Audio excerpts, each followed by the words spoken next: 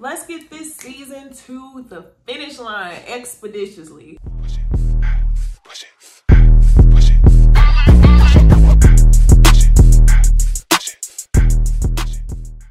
Hey y'all, it's NeceyDixon. Welcome back to my YouTube channel. If you are new here, welcome. If you are returning, y'all, welcome back. I hope that you are subscribed. Like I said before, especially if you watch 2, 3, 4, 5, 6 videos, you know, at least more than 2, you should go ahead and hit that subscribe button so you don't miss another video. Tonight, we're about to review Real Housewives of Atlanta, part 2 of the reunion. I missed out on part 1. They wasn't talking about nothing. And the way I feel about Atlanta at this point is if there's nothing to talk about, y'all can catch me on Twitter. But tonight, let's go ahead and get into the reunion part 2. They actually got into the dungeon this time. So the reunion starts out with Drew versus Latoya.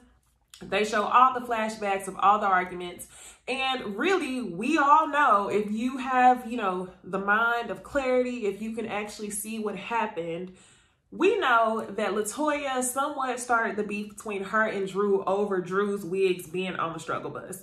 And y'all, I go watch my other reviews, but I felt like Latoya was just trying to get in where she fit in. She wanted to be a mean girl. She wanted to click up with somebody, and it was very high school of her to try to rag on Drew's pandemic wig. And honestly, Drew's wig, the first time we saw Latoya and Kenya ragging on it, it didn't look that bad. Now, I think it was one other time throughout the season where she was looking a little bit, I don't know, but I feel like Latoya was reaching, okay? So Andy asked, like, where did this beef come from? What's the origin of it? And Drew's like, Latoya can give you a better answer to that. Latoya saying she doesn't really know. And then finally she's like, yeah, because your wigs were trash. Your wigs were trash.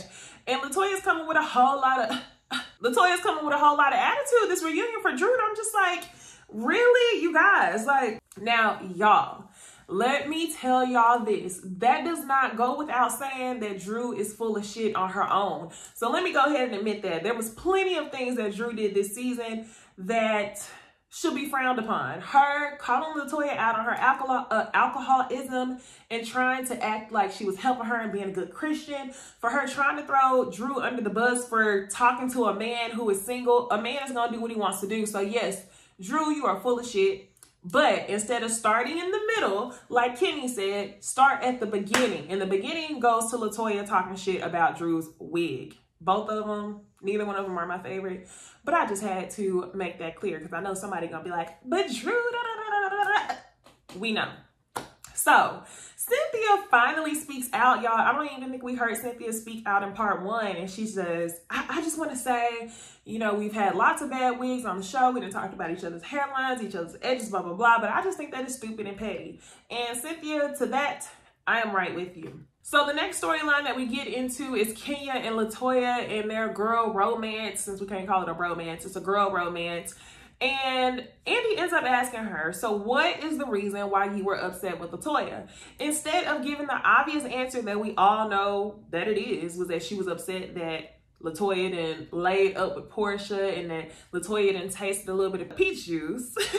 Instead of giving that answer, she says that she was upset that Latoya did not defend her against the other girls in Charleston. I think that was a dumb excuse. Latoya's response to that was that, you know, I just wanted to allow you to fight your own battle. And I think that was a pretty good answer. On this show, you have to understand that the girls allow each other to fight their own battles for a storyline, for scenery. Like, you can't jump in every time somebody says something to your friend. And especially Latoya being new, I think she did the right thing by not saying anything at all. Andy, being messy, brings up a comment that Drew had made on Watch What Happens Live, where Drew says that she thinks that Latoya and Kenya's friendship was a little bit more than a friendship, that they were actually in a relationship. And whenever Andy asked Drew about it, of course, she pulls an Eva on us, y'all. She has amnesia. And she's kind of like, yeah, I was just guessing off the energy. So we get Drew on Watch What Happens Live being so firm, so sure about their relationship being more than just friendship. But then at the reunion in front of people, you're kind of hesitant to keep that same energy. Drew basically is about to get caught up again. Latoya calls her out and says, well, you cheated on your husband with me. And I could see the look all over Drew's face. Drew was lying. I think Latoya was telling the truth. She says that they kissed in the dungeon. And Drew's like, oh, what? That never happened. That never happened. I've kissed a girl before, but it definitely wasn't you. It never happened. Porsha's looking like, sis. Candy's looking like, it happened. Everybody's saying that it happened. So I'm like, wow, you really gonna lie like that? Wow, you probably don't want to start beef with the person who you've been, you know, locking lips with, because she gonna come to the reunion and spill all the tea. So that only further proves all the bullshit that Drew had been on. And I'm so disappointed because we were rooting for you, Drew. I really liked your energy at the beginning of the season, and then towards the end, everything just fizzled out. You know, the smoke started to disappear, and I started to see for your ways, and it kind of sucks because I really did like Drew a lot. I mean, I still like her, but I'm just disappointed. Andy also asked Latoya, he follows up and says, why did you share Kenya's business to the other ladies? Latoya plays dumb. She gives this pageant girl answer where she says, you know, this is a sisterhood. Sometimes they're friends and sometimes they're not. And, you know, I just really don't know who to talk to. And Kenya is not hesitant to turn up and let her know, like, hey, you might be the youngest on the cast, but don't act like you're the dumbest on the cast, because I definitely had conversations with you in private telling you how these girls felt about me. And y'all know that I don't particularly like Kenya, but she was absolutely right. And I'm so glad that Kenya put her in her place about that. The only thing I don't like about this show, y'all, is that so many people have been on the cast for so long that a lot of alliances are built, and that you could clearly see the alliances, and that it doesn't leave room for authenticity. So you see different women holding different people accountable for different things. You see, it just, I don't like it, y'all. I just really don't like the alliances that have been built. And it seemed pretty clear to me that whenever Latoya came in, that she went ahead and signed a deal with Kenya, such as Drew. When she came in, it seemed like she wanted to sign a deal with Porsha. And even more so, you see the alliances built between Kenya, Cynthia, and Candy the most. So that's why I feel like we need some freshness on this show. I want y'all to dissolve the alliances so that way we can start fresh. See the girls for who they are, and allow them to gravitate to who they would naturally gravitate to. So next, y'all, Samia and Marlo finally joined the cast. And I will say this, y'all, I thought Marlo was doing a lot, but I think Marlo looked pretty good in that dress. Even when she was sitting down, she looked good. But you want to know who looked a whole ass fool was Samia. Samia looked a fool. Andy said, who's your inspiration for tonight? And Samia starts talking differently. And I'm like, I have never heard Samia talk like this. And she says, my inspiration was Diana Ross. She's just so regal and timeless. And I'm like, who is this? Why? I was not here for it. Marlo said that Shamia's inspiration was coming to America. And I thought that was funny as hell because it was accurate. So now, you guys, now that we get the full ladies here who was at Charleston, all except for Tanya, we can start talking about the bachelorette trip in Charleston. So the first thing that comes up is really Kenya bringing her child. And really, Kenya's calling the other women out on their bullshit, saying basically if you wanted to bring your child, you could. She even took a jab at her good old ally buddy, her good old friend Candy, and says, you arranged a whole dick in a box to be there, but you couldn't bring your child. Like, you could have done it easier than me. And if you guys really pay attention to some of the friction that Candy and Kenya has on the show, you can tell that whenever they set each other straight or take jabs, that they play it very carefully. You can see it all over Candy's face anytime something like that happens. And that was one of those moments. Candy looked at her like, girl, like, if you were not Kenya, if we did not have this alliance, I would light your ass up on the stage. And you could see it all over her face. So really, I don't feel like Candy answered the question, because Andy follows up and says, well, even Riley said that you were hardly home. And instead of, you know, answering exactly what he says, Candy, or the mistress, corrects him and says, no, she didn't say that. She said that I'm always working. Is that not the same thing? If you're always working and you're always traveling, then you're never home, right? Okay. So, y'all, next we get into Kenya and Drew and their, you know, tumultuous relationship / friendship. And they show at the beginning, you know, the whole wig thing. They showed them going to dinner and they're talking about splitting checks. Broke bitches split checks, blah, blah, blah. Drew says, broke bitches split checks, but rich bitches buy $1 million+ homes. And I feel like that was very Candace of her to say that from Real Housewives of Potomac, because it's like, everybody on the stage has their own home. I don't care if it costs $1 million, damn near cost $1 million. Like, that's not a flex. That's not a flex. I haven't seen the inside of Drew's home. I'm sure that it is beautiful, but it's not a flex. So I'm like, okay. Then she started talking about $400,000 at the box office, blah, blah, blah, blah. That has nothing to do with what you have in your pocket.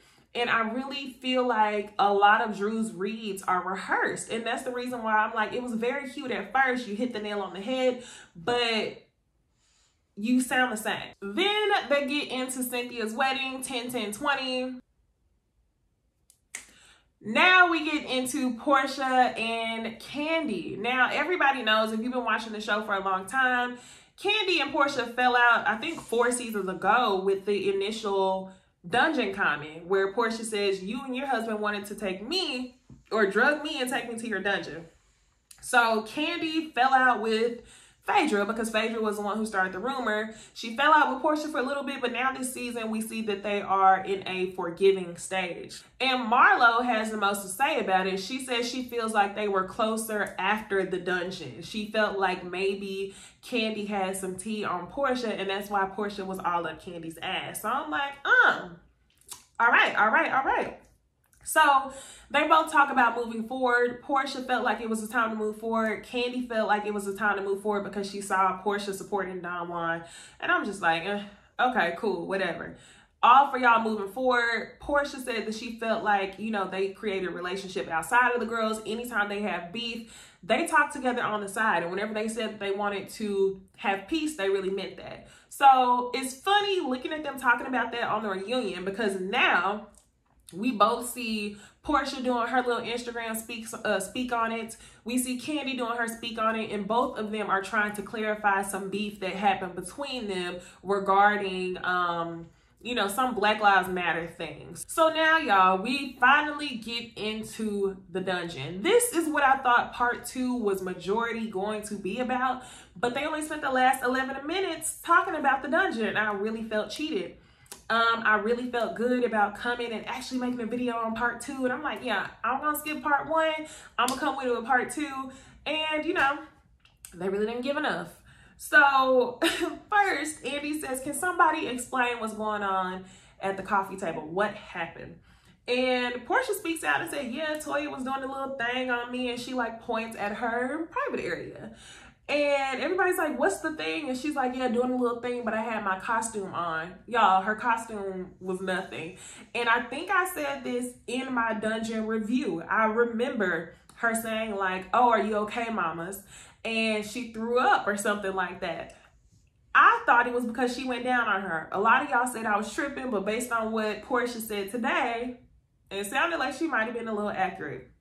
So Marlo addresses Porsha. She feels like, you know, this whole, they didn't really dig into the dungeon thing. And I have to agree with Marlo. I definitely thought that there were going to be more in-depth conversation about what happened. I felt like Porsha just had a really cute answer for what happened that night. Andy didn't press and ask too many questions. He actually loved that they were kissing on each other and playing around. He thought that it was revolutionary for Housewives. Revolutionary it was, but it wasn't anything interesting for me to see on a Housewives show. I like to see rich, regal luxury. I don't like to see girls gone wild. So for me, it was a no. Revolutionary, yeah, but y'all definitely tried to skate around it at this reunion. Marlo felt like there were some things that were still unaddressed, so she decided to bring up the fact that Porsha is not her friend anymore. She wanted to know why Porsha felt like she wasn't a good friend. I don't remember what Porsha said in her response, because I don't think Porsha said anything of substance. Porsha said that Marlo can explain that they've been there before, and that was that. She didn't want to discuss Marlo at all. So Marlo's getting heated because she's not getting any comments back from someone who was once her friend. And she says, well, I think it's funny because the girl who you're cheering for, the girl whose ass you're up, told everybody your business. So now she's not only throwing Porsha under the bus another time, but she's throwing her friend Kandi under the bus as well. And the way I feel about Marlo, y'all, I feel like Marlo goes whichever way the wind blows. I think she ideally likes to be everyone's friend, but she definitely chooses the side of the person who she thinks is most powerful at the time. So as soon as Kenya decided to be her friend, she was all up Kenya's ass. And being that Porsha was your friend, you shouldn't have been so quick to even converse with the ops about what Porsha was doing. Now, we can go on and on. Oh, well, what you did was on the show. I get it. But you should have been on hush mode like Candy if Porsha was truly your friend. So I hope that they go into more dungeon talk next episode, I guess for the reunion part 3. What I really feel like we're missing is Tanya, Sam, y'all. This would have been a whole different reunion if Tanya was there. We really would have got to know more about what actually happened. And I just feel so cheated, y'all. They hyped up this whole dungeon talk. They hyped it up the whole season. And then by the time that we get to the reunion, it seems like Andy, all the women are on the same accord, and they kind of just skate over the whole thing. So I really wasn't impressed at all, y'all. Part 2 was much better than part 1, but still not impressed. So y'all tell me what y'all think about tonight's episode. Comment below, like, comment, and share the video with other people who like Real Housewives of Atlanta. And I will see y'all in my next video. Bye, y'all.